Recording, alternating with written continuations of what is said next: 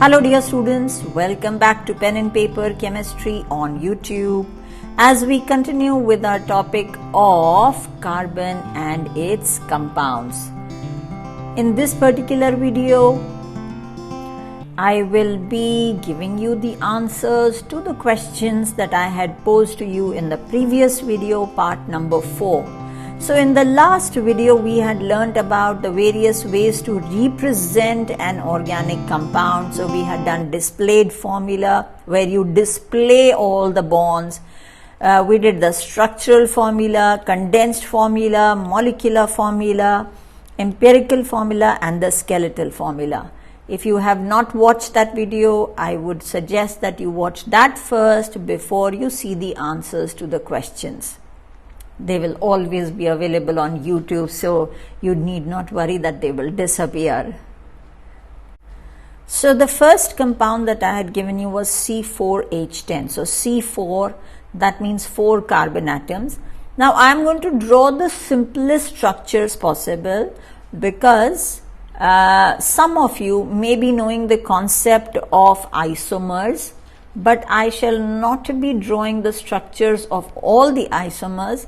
We will just stick to the basic straight chain structure. So if you see C4H10, we have 1, 2, 3, 4 carbon atoms in a chain, and H10, that means 1, 2, 3, 4, 5, 6, 7, 8, 9, 10. That's the display formula. You've displayed all the bonds. What about the structural formula? If you've not attempted still, please pause the video, see the various compounds that I have given you and represent them in different ways. Go ahead. So now when we have to represent the structural formula, how am I going to represent? Yes. So we will collect the hydrogen atoms which are attached to the same carbon atom. So we will write it as CH3 single bond, CH2 single bond, CH2 and then single bond CH3. So what we've done is like a display of books. We've put the books of the same title together. You can just understand it that way. So this gives us the structural formula. Condensed formula. This is already there. That means we have put these together. CH3, CH2, CH2, CH3. Is this a condensed formula? This would actually be the molecular formula as well. So our molecular formula would be again back to C4H10. Now here I can also put the molecular formula or the condensed formula more appropriately as CH3 CH2 whole twice and then CH3, meaning to say that these CH2 groups are connected to each other as well as to the CH3. So CH3 CH2, CH2, CH3. Now instead of writing these CH2 in one chain, we can also represent them in short as CH3, CH2 whole twice and CH3. You will come across these kind of structures in the case of macromolecules. So wherever you have 17, 18, more than that carbon atoms, wherein you have a series of CH2 groups. So let's suppose I have a molecule where I've got CH3 and let's say I have got 10 CH2 groups in between. Yes, I am talking about a molecule with 12 carbon atoms. So you see I've written how many? 1, 2, 3, 4, 5, 6, 7, 8, 9 and then 10 and then there is a CH3. Now imagine if you have to write this big a formula. Is it comfortable? Is it convenient for you? No, not at all. In such a case, what we do is we can condense it even further and we write it as CH3, CH2 whole 10, CH3. unless there is a double or a triple bond present, in which case of course we will have to break down the molecule into smaller parts and then show it here. Okay, what about the molecular formula? We've written empirical formula. What was empirical formula? The simplest whole number ratio. So if you see, I can divide the whole molecule by 2, in which case I get it as C2H5. The formula which gives me the simplest whole number ratio between the atoms present in a compound. Last is the skeletal formula. So I have 4 carbon atoms, 2. Remember, whenever you are drawing a skeletal formula and you draw a line, just count it as 2. Why?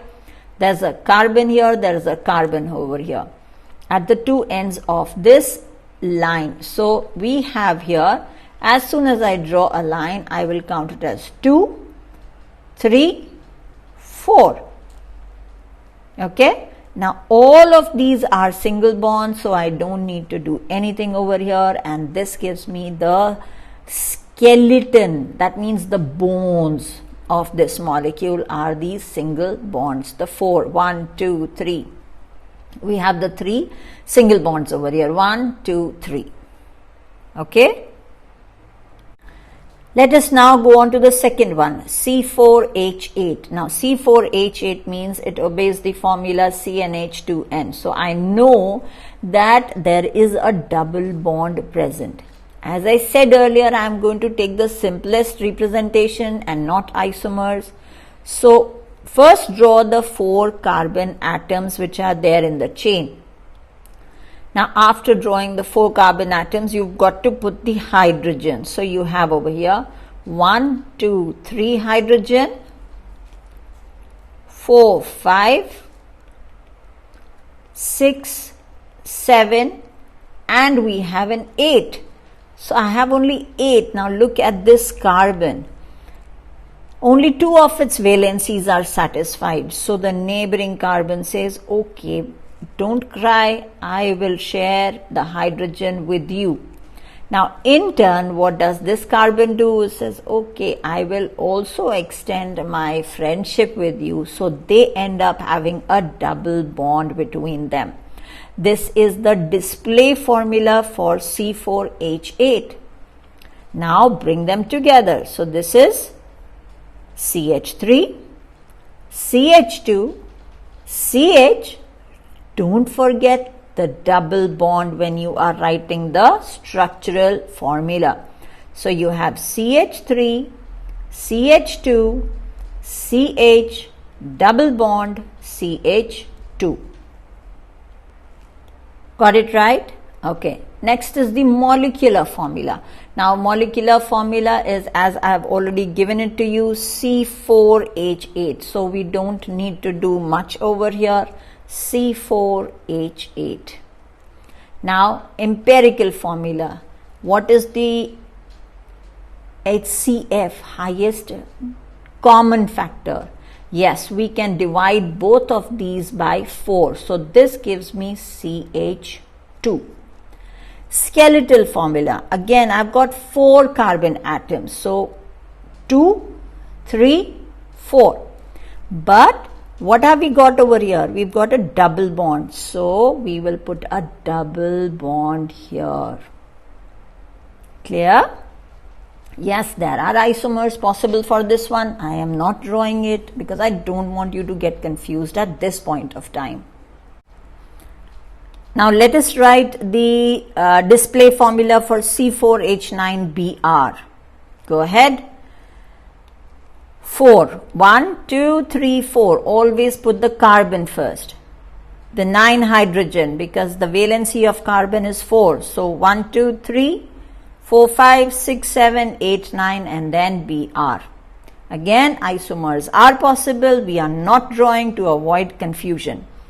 Now squeeze the books of the same title together. So I have CH3. Yes, that is what we do to make the understanding easier, because you cannot be expected to write such big formulas all the time. So this is how we represent the structure of this compound in a more simplified manner.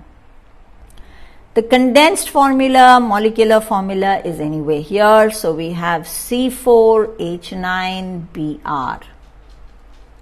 What about the empirical formula? What do you do? Yes, is there any common factor between 4, 9 and 1? No, there's just one. So the empirical formula of this compound is the same as the molecular formula. Coming to the skeletal formula, the line diagram. What are we going to do over here? Now again, I have got 4 carbon atoms. So what do? 2, 3, 4. 4 carbon atoms. Now at the 4th carbon atom, I have a Br attached. So it's not ending at carbon, it is ending at Br. This is how we are going to represent it. There is no carbon over here. No, it is only ending at Br. Very good. Happy with your learning? Keep going then. Okay, next one is C3H7OH. Before watching the answer, try it yourself. Make sure that when you are drawing the display formula, you also show the bond between oxygen and hydrogen. Oxygen has a valency of 2, so 2 bonds, one with the carbon, one with the hydrogen. Now I need to draw the structure. That means I just need to give you an idea what is the compound. So in that case, we will squeeze it a little bit. CH3, CH2, CH2 and OH. Okay, next, what will be its molecular formula? Yes, that is already given to us. Condensed formula C3H7OH. Yes, you could also be given like this, C3H8O. Yes, you could also be given, but then when you decipher the formula like this, molecular formula like this, then in that case, there will be some properties, there are questions related to that. That comes at a much later stage. Students of grade 11 and 12 will be able to relate to what I am saying right now. If you are in grade 10, don't worry, don't panic. For you, both of these are accepted as molecular formula. The formula which is giving me the exact number of atoms of each element present in one molecule of the compound. Okay, empirical formula. Now see empirical formula. Can you have a common factor here? Is there a common factor between 3, 8 and 1? 1? Where's the 1? Yes, when you don't write a number, it's 1. This is 1 oxygen over here. No, there can be no common factor. So C3H8 and O. Coming to the skeletal formula. Now here the skeletal formula we are going to draw according to C3H7OH and not according to C3H8O. Okay, remember this, because we've got a functional group over here, a group which is defining the functions, the chemical properties of the compound. So 3 carbon atoms in the chain first. So 2, 3. But does my chain end at carbon? No. It is going on to O and H. Now that O and H is one end of the chain. So O and an H. There is no double bond in this, so we are not going to indicate any double bond over here. Clear? What is the name, what is the term given to compounds which have only single bond between the carbon atoms? Yes, saturated. What type of a compound is this? Yes, unsaturated. Well done. Okay, next one, C2H5CHO. Can you recall what functional group is this? Think. See, it is different from OH. Although the elements are the same, but it is different. Yes, this is an aldehydic functional group. This is aldehyde. We have done the functional groups in the previous videos. You recall this chart that we had drawn for the functional groups, and I had given you their structures as well. You recall them? Right. So let's use our knowledge to draw the structure of C2H5CHO. Now, while drawing, you see how many carbon atoms are there. 2 carbon atoms here and 1 over here. So in all 3 carbon atoms. So that's what we do here. 1, 2 and 3 carbon atoms. Now 5 hydrogen here and 1 hydrogen here. But this hydrogen is connected to carbon. It is not connected to oxygen. See the difference between the alcoholic and the aldehydic functional group. Now this is our alcohol and this is our aldehyde. Look at the difference. Here oxygen is connected to carbon and hydrogen on each side, whereas here oxygen is doubly bonded to carbon. Are you noting this down? Because you have to draw the display formula now. So I've got here CH3, 3 valency satisfied, and the 4th one here, 2 hydrogen, and because this is CHO group, I'm going to draw it as C double bond O and an H. What are these single lines? Yes, single bonds. What is this double line? Double bond. What will be 3 dashes known as? Triple bond.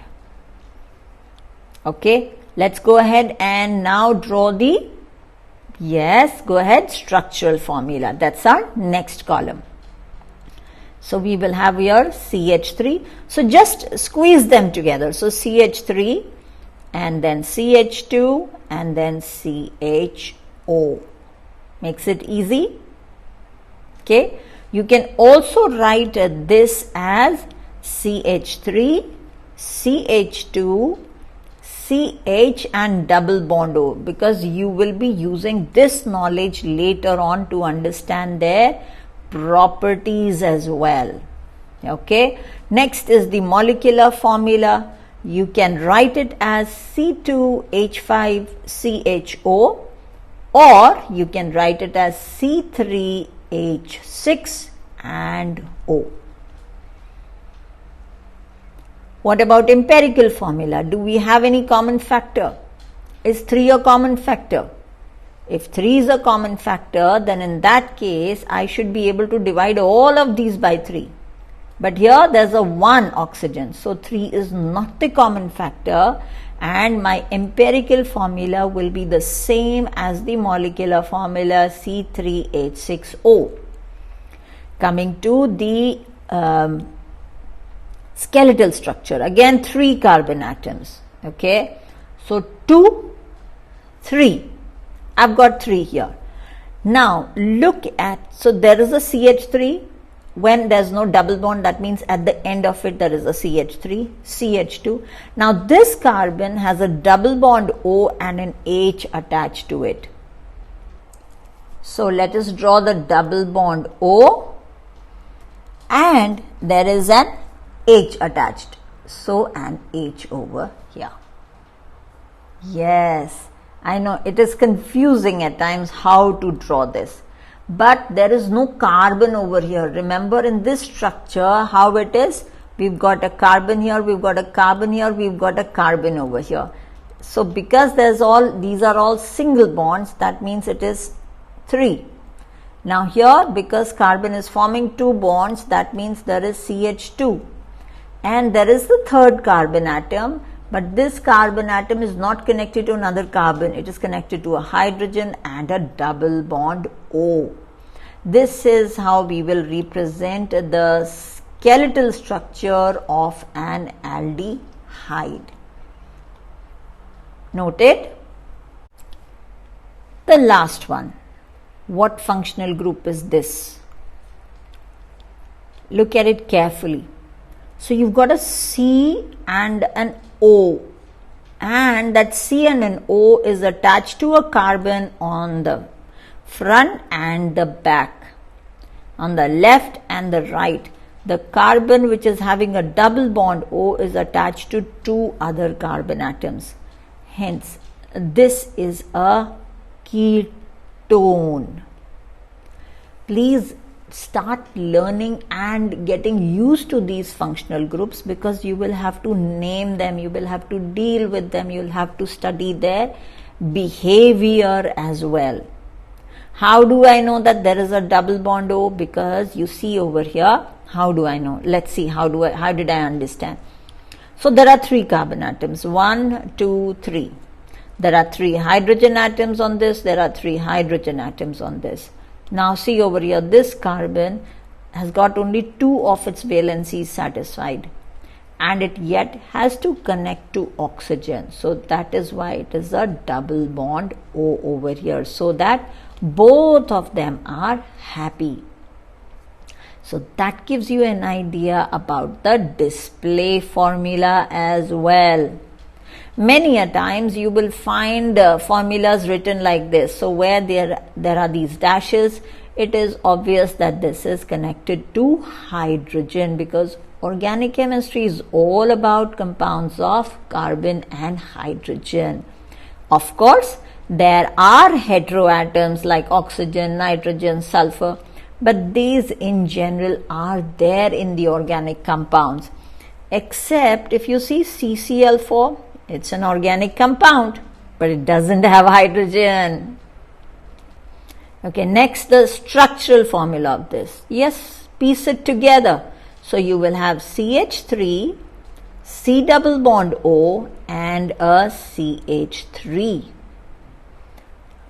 This one also CH3, CH2, and then C double bond O and an H. You can write it like that as well.